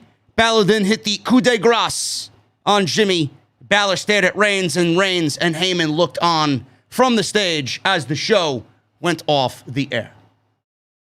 Very anticlimactic ending. I'm not really feeling any of this with Balor right now. WWE has seemingly just thrusted the Street Profits back into tag team title contention against the Usos. They could have done that a lot better, in my honest opinion. I've mentioned this on the podcast several times. Not really into it, man. Not really into it. But WWE seemingly is giving you Balor versus Reigns and the Usos versus the Street Profits potentially at the Extreme Rules pay-per-view. It's not looking bad. If you look at what we may be going towards, Reigns versus Balor, Usos versus Profits, and Bianca versus Becky. Once again, SmackDown is taking precedent over Monday Night Raw. Nothing on the Monday Night Raw side is interesting whatsoever. I couldn't fucking tell you what any of the matches would be for Extreme Rules coming out of the Monday Night Raw side. All I know is that Fox is upset about a few things. That's why Becky and Brock are on SmackDown, And NBC Universal and USA Network are upset with WWE because SmackDown is so fucking stacked. Meanwhile, Monday Night Raw is getting fucking crumbs from WWE. That's your SmackDown show, man. Not much at all. Not much at all. A very lackluster and lazy show as always that made no fucking sense, that pissed me the fuck off with the Becky Lynch and Bianca Belair shit. Zelina, Vega, and Carmella continuously asking for title matches every week. Rinse and repeat every week. Dominic and Ray and fucking Boogs and Nakamura. There's nothing on this show worth anything, man. Even Roman Reigns has cooled off a little bit. We're all waiting for Lesnar. We're all waiting for The Rock. That's what we're waiting for as far as Roman Reigns is concerned.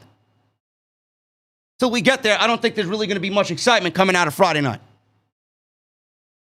We're gonna get into AEW Dynamite in just a second, ladies and gentlemen. We covered SmackDown first. Normally, I do Rampage first because it's the last show that we saw.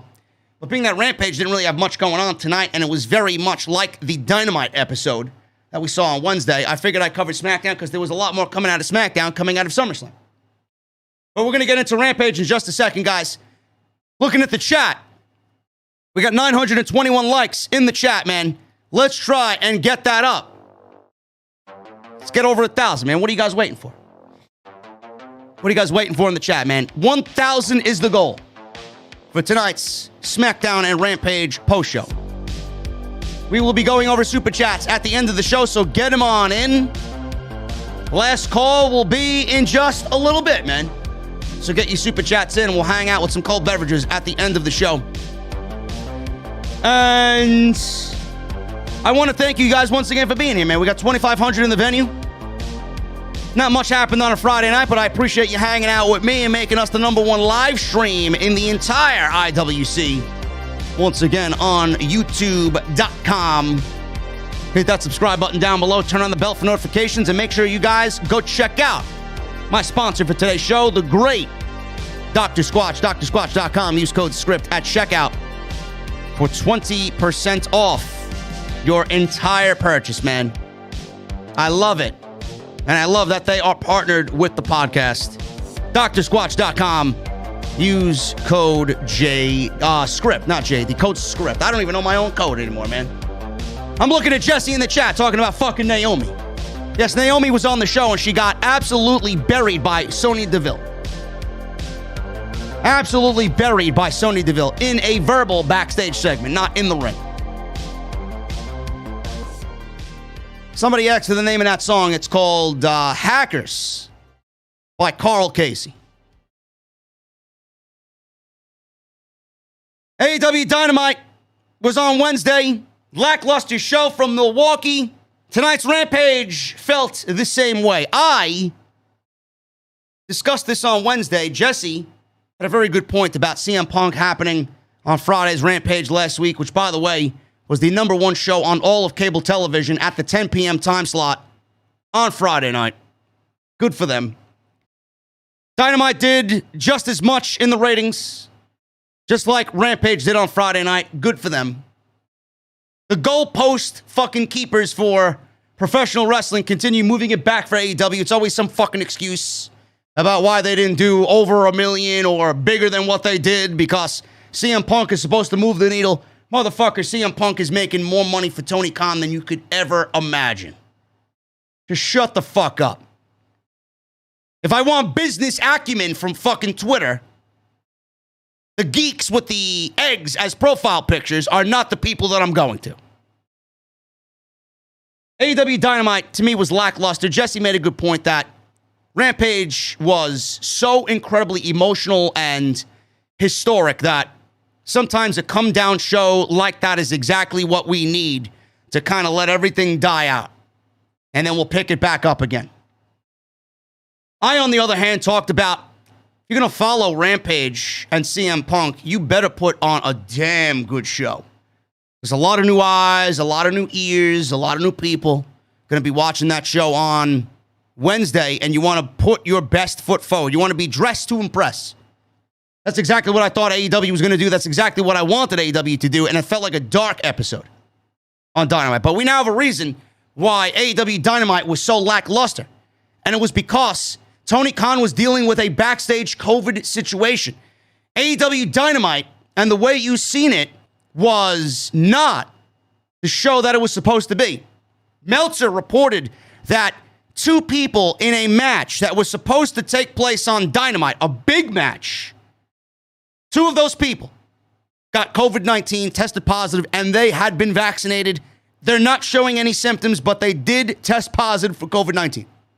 Meltzer also reported that 2.0 was supposed to be on the show as well, but that angle and that segment got cut because Matt Lee, who's a part of 2.0, his wife gave birth early, a few days before they were actually about to get time off. And then Gangrel was supposed to show up on the show, and his appearance was canceled after 2 months of prepping for this exact moment. I don't know what he was going to do, but he was prepping for it. It was known to AEW management that Gangrel was coming in. Apparently, it got canceled because Edge brought back some Brood-type gimmick as his build towards his match with Seth Rollins at SummerSlam. He even did a Brood bath on Rollins last Friday on SmackDown.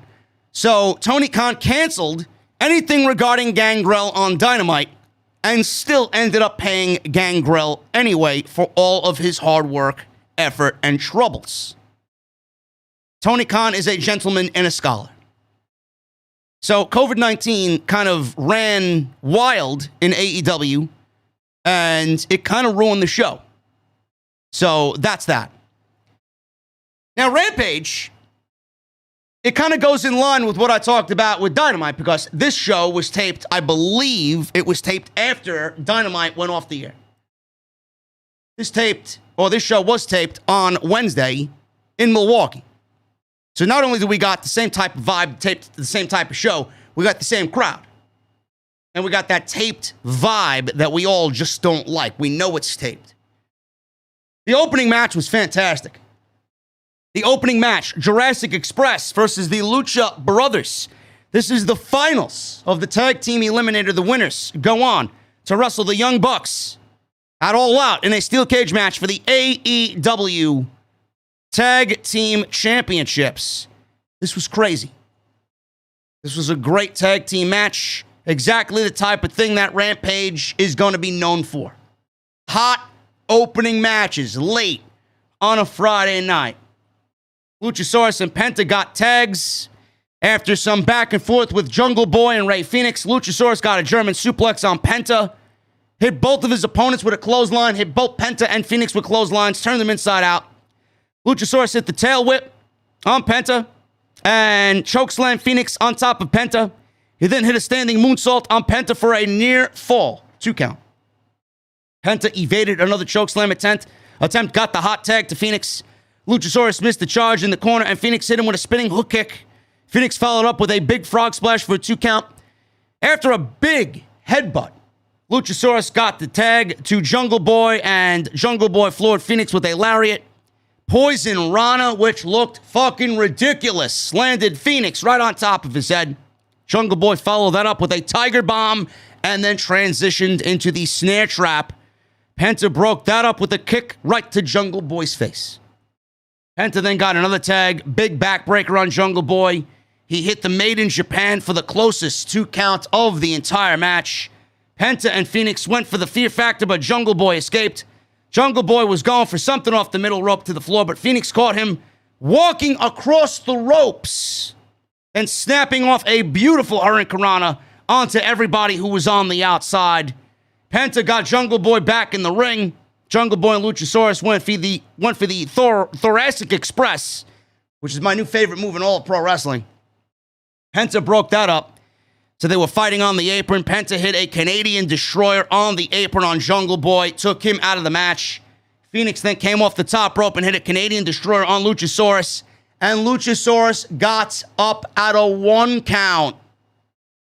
Now, I got a problem with fucking Canadian Destroyers being on the ring apron. I think it's just hella dangerous.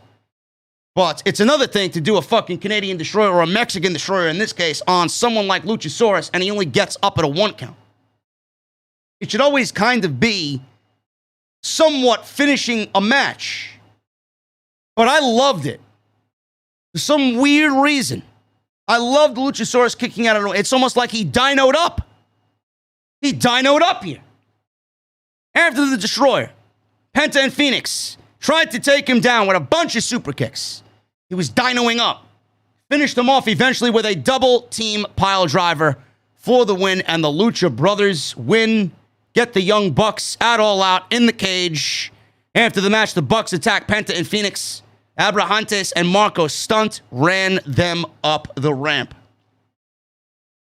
I do find it rather weird that Tony Khan is leaving Jungle Boy and Luchasaurus off of All Out.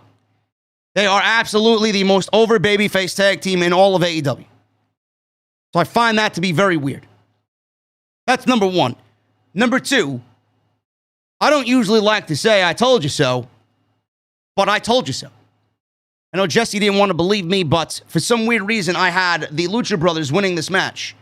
And all I see and all I envision is Andrade beating Pac, and I see Andrade eventually taking that AAA championship from Kenny Omega, and I see Penta and Phoenix holding the AEW Tag Team Championships as we have a new power group in WWE. How great would they look?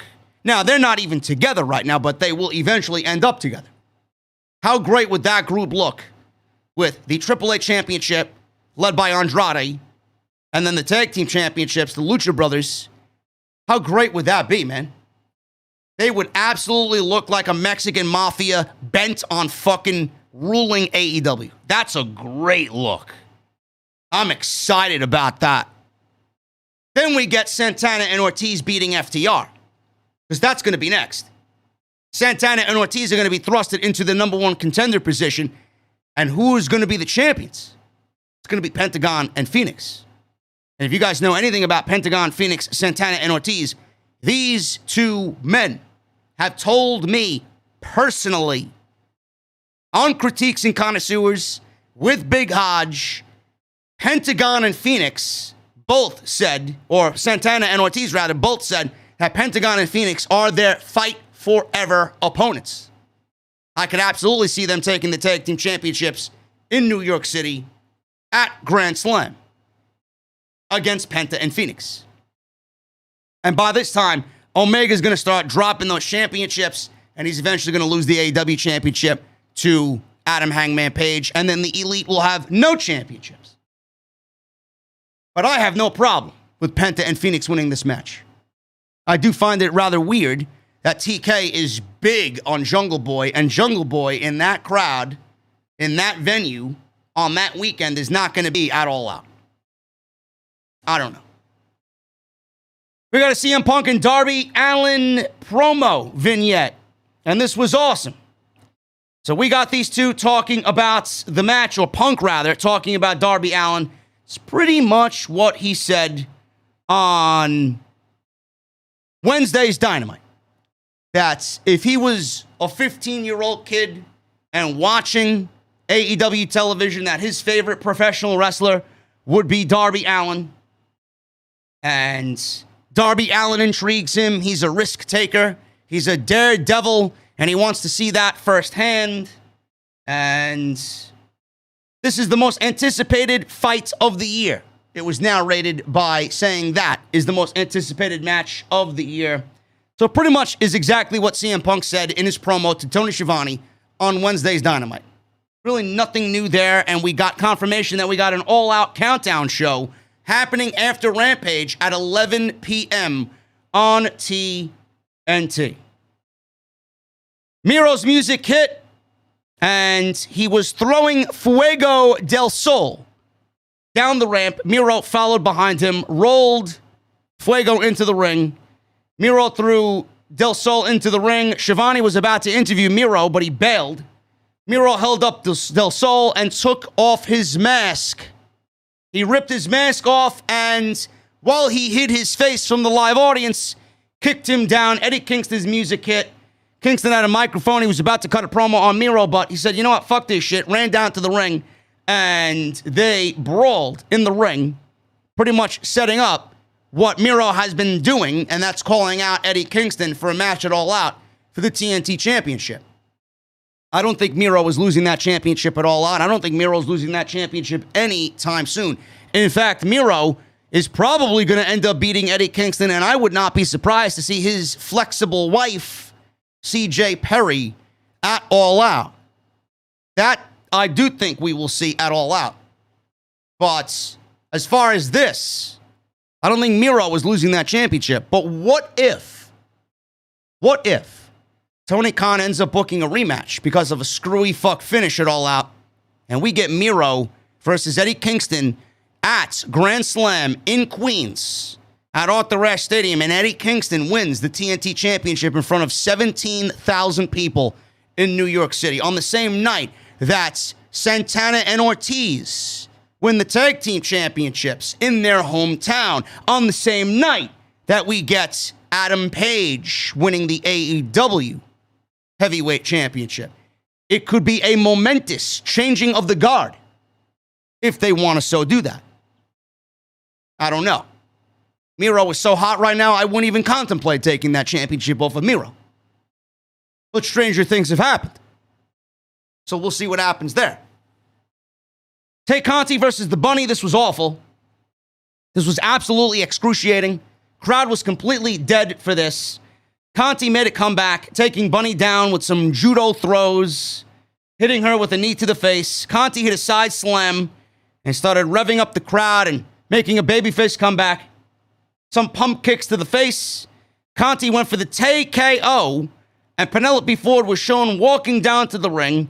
Conti was a stupid babyface and ended up getting distracted by Ford, Penelope Ford, which allowed the blade to pass brass knuckles to the Bunny.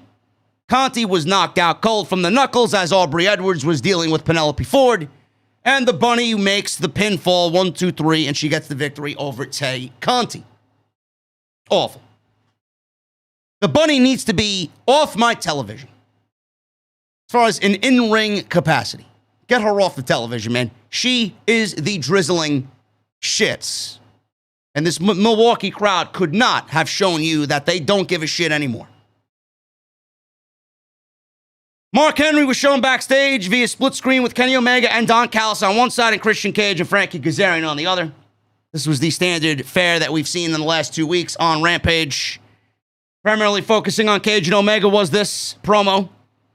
Cage continued to focus on the fact that he's already beaten Omega, something no one else has been able to do for a year. Hold the AEW World Heavyweight Championship, the big one. And this is going to be a big deal for Christian Cage. But he's not winning the AEW Championship. He's not. He's already got his taste of victory over Omega. He's going into All Out, and he's not beating Kenny Omega for the AEW Championship. And in the main event, Kenny Omega versus, Kenny Omega and Brandon Cutler, Kenny Omega and Brandon Cutler with Don Callis versus Christian Cage and Franke Kazarian, the Elite Hunter. I didn't really care for this match. At all. This was pretty much set up to give Christian Cage some momentum going into next week's trifecta in Chicago. We got Dynamite, Rampage, and All Out happening in the Now Center.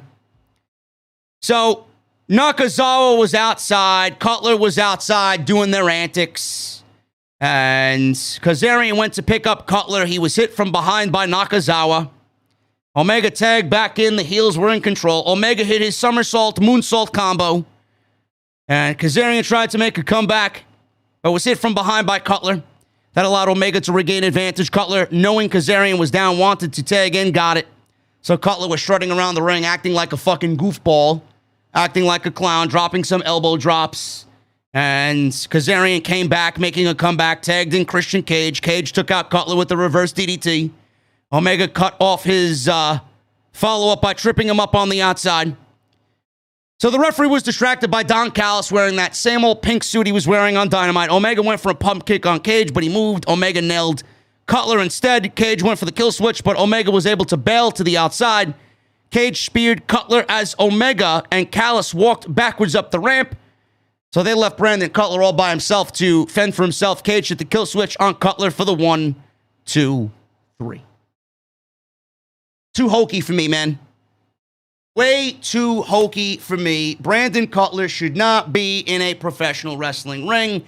if he is doing what he's doing with this current shtick he's doing. I understand Tony Khan was shorthanded. I understand that Rampage was going to be the same thing as Dynamite because of whatever COVID-19 bullshit that the company was undergoing. But I wasn't all too pleased with this week's AEW content. I thought it felt weak. I thought it was too hokey for tonight's Rampage. The opening match was great. I thought the main event was hokey. The women's match was terrible. And Dynamite, outside of Punk's promo, dropping the Daniel Bryan tease. And I guess the opening match with Orange Cassidy and Matt Hardy, which wasn't bad. And then the tag team match with I think it was Jurassic Express and Private Party. I mean, I didn't really care about anything on Dynamite. This was a very weak week for AEW. Hopefully they pick it up, starting with Dynamite, as we head into Chicago for All Out. Guys, I appreciate you joining me here on the podcast. We are still looking at 2,300 in the venue. We just hit over 1,000 likes. I appreciate you guys very, very much, man. We're about to go over the super chats right now, but as always, please hit that thumbs up if you have not done so.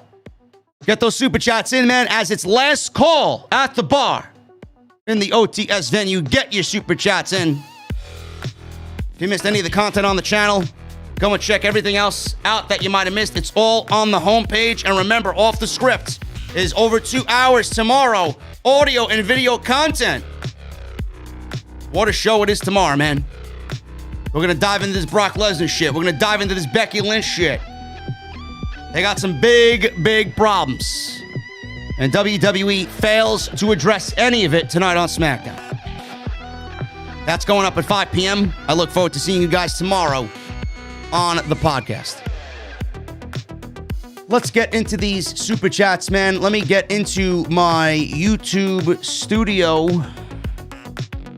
As always, I want to see what's going on here as far as who super chatted. We're going to start at the top here, man. Eric Newton with a $15 super chat. Donates before the show even went live. JD, here's a donation for having to suffer through Raw year-round.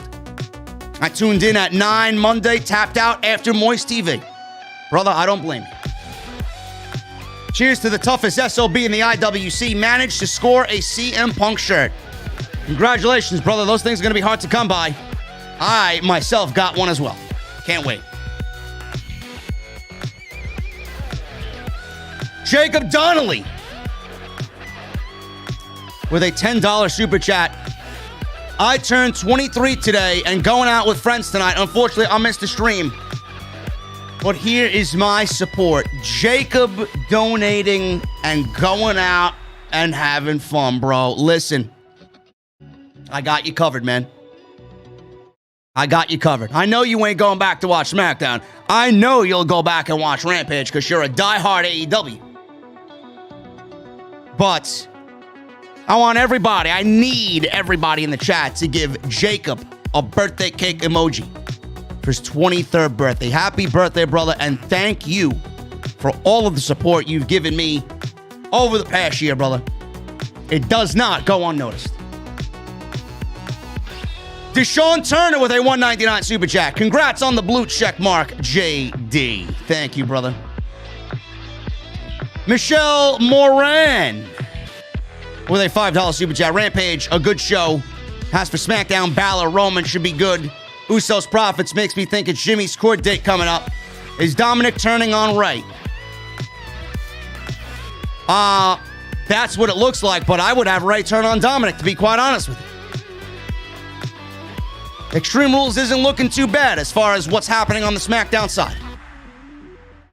Hooligan with a $5 super chat. Happy Gilmore is better than Happy Bourbon, a.k.a. Corbin. Bro, Happy Gilmore is a fucking cult classic, man. Anytime Happy Gilmore is on, man, I am watching Happy Gilmore. Majin Styles with a $5 super chat. The NXT logo looks something straight out of Nickelodeon. Bro, it looks like fucking Splatoon on the Nintendo Switch. Whoever thought that was a good idea is a complete fucking idiot. What a joke. NXT, the black and gold, is dead. I hate being right, but that's the case. Daryl once again, Sith Negan, Daryl with a 500 bomb. Gonna read his again, man, because it's fucking Daryl, man, and he's co-owner of the OTS venue. I donated once, I donated twice, I had to donate thrice for the hat trick trifecta. AW set to make pay-per-view buy rate history at All Out. Meanwhile, WWE continues with the same old chaos of nonsense. JD, you mentioned on Wednesday's review that I own the OTS venue. If that's the case, then where is my Sith Negan was here banner at? I love you, brother.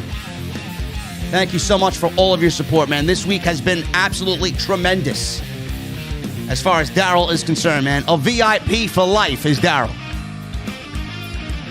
Susan D'Ambrosio with a $5 super chat. I didn't get to watch SmackDown tonight. Preseason football was on my Fox station. Thanks for doing what you do, JD. Susan, you missed nothing. Hopefully I got you covered. Trey O'Gerrickson with a $1.99 super chat. Shame about NXT. Truly is the end of an amazing era. Triple H once again puts his head down to sleep and cries tears as Vince McMahon has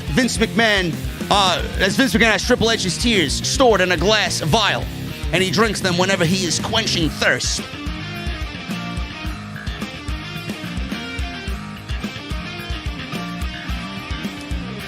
Munchie Time with a $4.99 super chat. Didn't watch the shows tonight since I had a game night at a friend's house. Here's to show my support to the best damn podcast in the IWC. Thank you, Munchie Time. I appreciate you, brother. Hopefully game night was fun and exciting. Tribal Chief with a Canadian $2 super chat. Bryan will come out after MJF beats Jericho. I could see that. I could absolutely see that. Keith Doherty with a $5 super chat. Both shows were bad, and Vic Joseph has been less obnoxious since you pointed this out. But can I get a Vic Joseph? Oh! Oh! Vic Joseph. Vic Joseph is fucking awful, bro. Every WWE commentator is now doing the Vic Joseph. Even fucking Jimmy Smith on Monday Night Raw is doing the Vic Joseph. Ryan Heisler, what's up, brother? Hoop Media sent out your glass. You should be getting it any day now, man. Thank you for the glass. Oh, you got it. And Hoop Media is better than I expect. Thank you for the glass. And the heartfelt note, JD. I love the OTS fam. Just bought my ticket for AEW in Orlando. Very excited. I enjoy your OTS extras. You know, I read something today. Ryan, thank you so much, man. Enjoy that glass, brother. Make sure the beverages are cold before you pour it in. I read something today that AEW Dark is going to get a new home. AEW Dark, Tony Khan is thinking about moving AEW Dark tapings specifically and exclusively to Universal Studios in Orlando, the old home of TNA. I like it. I like it. Drizzy Drew with a $4.99 super chat. AEW Dark Elevation is going to take place in Orlando Studios now, where the Impact Zone used to be, per Meltzer. I just literally said that. Drizzy Drew, thank you for reading my mind, bro. Thank you for reading my mind, brother. IBNF James with a $5 super chat. I will be at Arthur Ashe. Are you still doing a meet and greet? And will Bryan Danielson become the AEW champion sometime? Thoughts on a Bryan-Sammy match? I will not be attending Arthur Ashe Stadium because you need to be vaccinated to get into the building. I, unfortunately, am not vaccinated. I will not be doing a meet and greet either, being that there will be no place to do a meet and greet. So you could thank New York City for fucking everybody's fun. I'll see you guys in Chicago.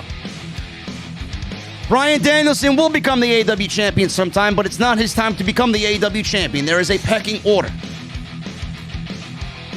Gavin Deeth with a Australia Mite $5 super chat.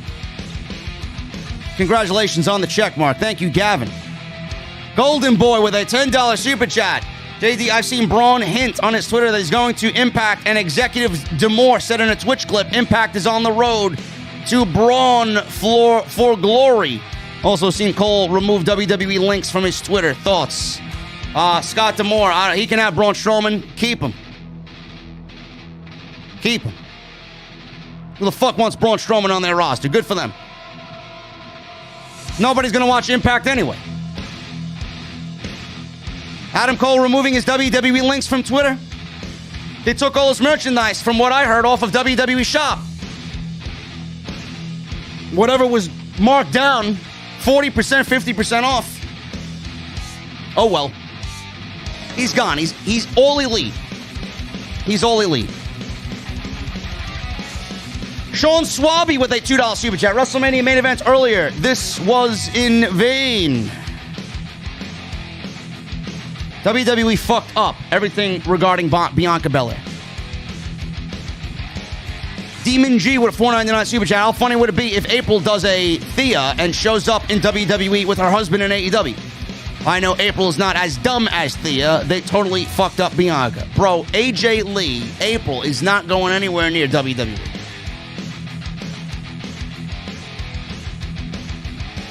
Indigo with a $5 super chat. Hey, JD, much respect. I love you. And congratulations. Bianca got buried. Becky lost my respect. Sasha needs to leave.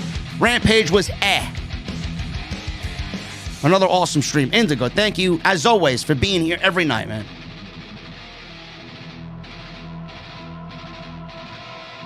Me Wilson becomes a new member, brother. What are you drinking? What are you drinking, man? I could go for some Screwball peanut butter whiskey tonight. That's what you're drinking. Jesse, get me Wilson a Screwball. Fuck my Screwball, huh? I'll give you a fuck. You know what? Thunder Rosa's gonna give you a fucking Screwball in about a couple of days. Don't worry about it. Fucking asshole. You know, scrap that. Thunder and Lee Johnson, being that you fucking shit on his in-ring work so much. Okay? My boy Lee Johnson. How dare you fucking talk about Lee Johnson that way, man? Fucking guy. D-Style Boxing with a $2 super chat. The best wrestling talk on YouTube. Thank you, brother. Appreciate the kind words and to be quite humble. I know. Montreal Rather with a $5 super chat. What are your thoughts on Booker T and R-Truth's shots at CM Punk and your thoughts on the backlash afterwards? I thought Corbin was trying to be Big Money Matt. I don't give a fuck what Corbin's trying to be. My thoughts on Booker T and R-Truth. R-Truth, I think, was being coy and kind of joking around. But Booker T's comments, Jesse and I talked about it on the Wednesday night podcast, brother. Were you not there? We talked about that extensively on Wednesday's Dynamite post show. Chris with a $9.99 super chat. What's up, JD? Cheers to you, brother. This may be a stretch, but I want to know your thoughts on this. If Cole shows up on AEW, do you see him possibly beating Omega for the AEW title? No. No. Adam Page is the new AEW champion when it is time. What does Adam Cole do? I have no idea. I predicted that Adam Cole joins AEW and leads the Bullet Club into AEW, meaning Jay White and Gorillas of Destiny, to battle Kenny Omega and the Elite. That's just me. Sage Blackwolf with a $1.99 super chat. You seen the AEW exclusive post-Rampage? I did not. Captain Solo with a $5 super chat. Starting to worry about Toni Storm on the main roster. Hopefully Vince doesn't future endeavor her. This company is absolutely clueless. I don't know what it is with Toni Storm, man. I really don't know. I don't know. Me Wilson with a $19.99 super chat. Would love for the Lucha Brothers and the Young Bucks in a steel cage match. They would be amazing with amazing spots. Great review on both shows as usual, JD. Also love the Tatanka shirt. Keep up the good work. Also, congrats on being verified on Twitter. Thank you, Mr. Wilson. Appreciate your support as of late, brother. It does not go unnoticed. Majin Styles with a $2 super chat.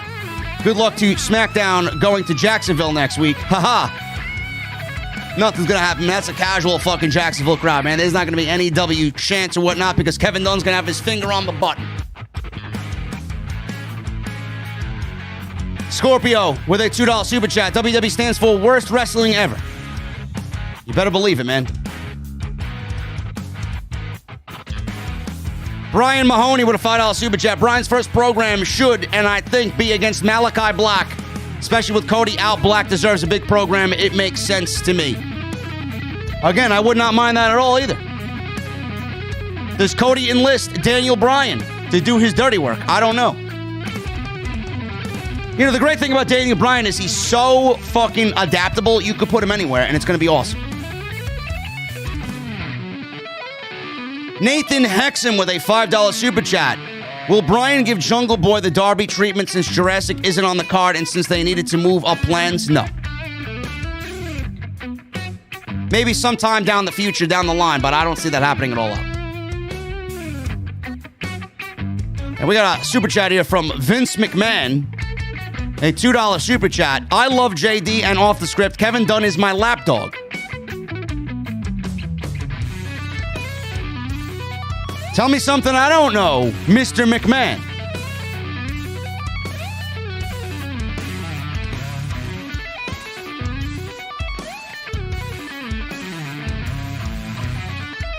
That's pretty much it, guys. That's pretty much it.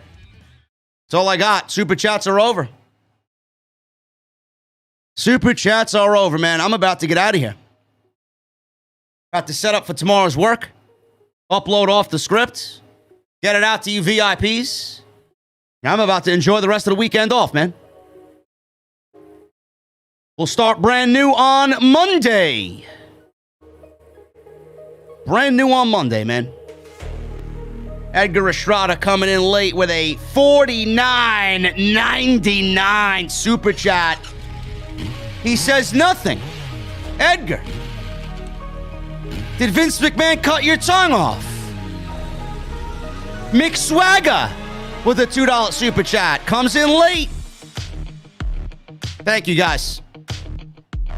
Edgar, I love you, buddy. Guys, I'm about to get out of here, man. I appreciate all the love and support this week. We are growing at exponential fucking rates. We got verified on Twitter. We're now a part of the elite. We're part of the big boys, man. I'm really now on TK's payroll. Ha, ha, ha.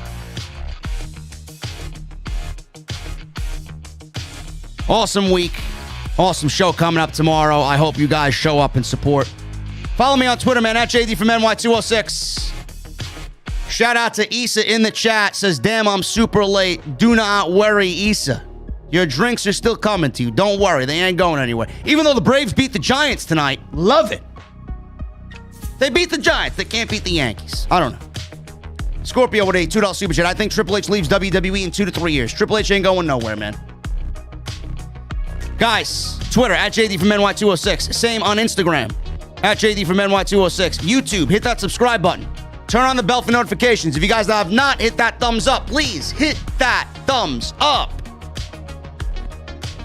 Let's try for 1,200 before we get out of here, man. DrSquatch.com. Use code SCRIPT at checkout to save 20% off. And go check out all the other videos that you might have missed on the channel, man. We got a ton of stuff on the homepage for you right now. Off the script tomorrow, 5 p.m., guys. Set your notifications. Until then, I'm jumping in the Mustang. The windows are down. It's fucking hot in New York City, man. The windows are down. I got my cold beverage. But I need 2 things from you right now, man. Number 1, I need those guitar emojis in the chat because you know what's coming up. And number 2, as soon as that guitar solo comes on, man, I need that music that's playing in your headphones right now. Coming out of your phone, coming out of your computer speakers. I need that shit on max. I'll see you guys tomorrow for OTS, and I'll see you guys back here live on Monday for Raw. I'll see you guys later.